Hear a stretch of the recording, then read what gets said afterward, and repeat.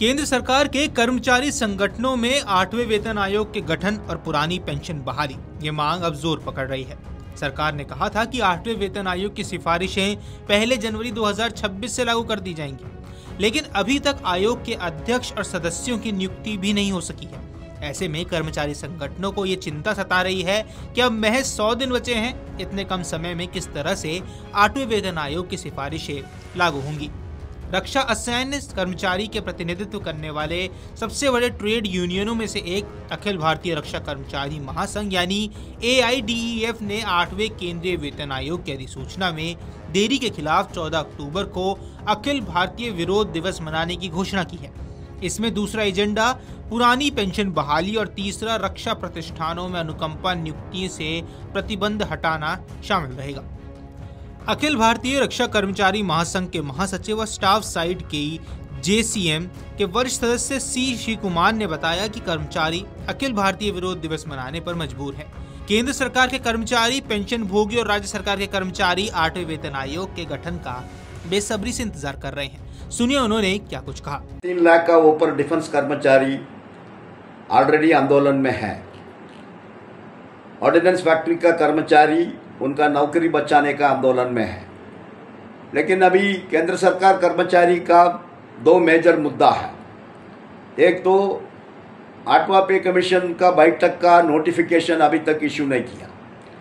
जनवरी 16 तारीख दिल्ली असेंबली का चुनाव का समय सरकार ने पे कमीशन का अनाउंसमेंट किया, लेकिन 8 महीने के बाद भी उसका चेयरमैन कौन है, मेंबर कौन है, उसका टर्म्स ऑफ रेफरेंस क्या है, वो कितना साल का अंदर रिपोर्ट सबमिट करेगा, अभी तक सरकार का तरफ से एक शब्द भी बाहर नहीं आ रहा है। दूसरा, केंद्र सरकार कर्मचारी का मुद्दा है पुराना पेंशन वापस होना चाहिए।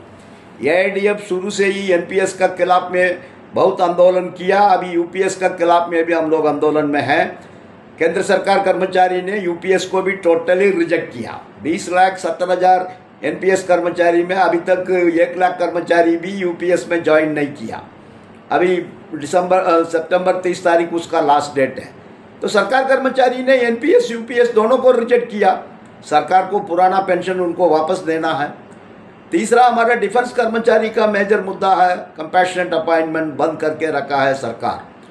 बाकी किधर भी कंपैशनेट अपॉइंटमेंट बंद नहीं किया, रेलवे में नहीं किया, पोस्टल में नहीं किया, सेंट्रल सेक्रेटेरिएट में नहीं किया, लेकिन केवल डिफेंस में कॉर्पोरेटाइजेशन का नाम पर ऑर्डिनेंस फैक्ट्री का कंपैशनेट अपॉइंटमेंट बंद है। आर्मी ने भी एयरफोर्स का मैन पावर कम कर रहा करके उधर भी बंद करके रखा है। रक्षा मंत्री राजनाथ सिंह जी को बार बार हम लोग रिप्रेजेंट किया, उसका बाद भी यह बैन अभी तक लिफ्ट नहीं किया। तो ये भी मेजर मुद्दा है। कोविड-19 का परिस्थिति में हमारा कर्मचारी का बहुत डेथ हो गया, फैक्ट्री में एक्सीडेंट में डेथ हो गया, फैक्ट्रीज में काम करके, डिपोज में काम करके हेल्थ खराब होके एम्प्लॉय का डेथ हो गया, उनको भी अनुकंपा का नियुक्ति नहीं दे रहा है। सो ये तीनों इश्यू डिफेंस कर्मचारी के लिए बहुत महत्वपूर्ण इश्यू है। इसलिए हम लोग अभी सरकार को नोटिस इश्यू किया। 14 तारीख पूरा डिफेंस इंडस्ट्री में तो 3.5 लाख कर्मचारी काम कर रहा है। उन लोग सरकार का इस नीति का खिलाफ में प्रोटेस्ट करेंगे, विरोध करेंगे। हम सभी डिफेंस कर्मचारी को अपील कर रहा हूँ, आप लोग इस आंदोलन में शामिल होना चाहिए। सरकार का ऊपर दबाव होना चाहिए। आपको बता दें, AIDF की मांग है कि 8वें वेतन आयोग की अधिसूचना का तत्काल प्रकाशन किया जाए। सरकार ने 16 जनवरी 2025 को 8वें वेतन आयोग के गठन के अपने निर्णय की घोषणा की और राष्ट्रीय परिषद के कर्मचारी पक्ष से संदर्भ की शर्तों का मसौदा मांगा था। कार्मिक एवं प्रशिक्षण विभाग के साथ चर्चा के बावजूद 8 महीने बाद भी कोई वेतन आयोग को लेकर अधिसूचना जारी नहीं की गई है।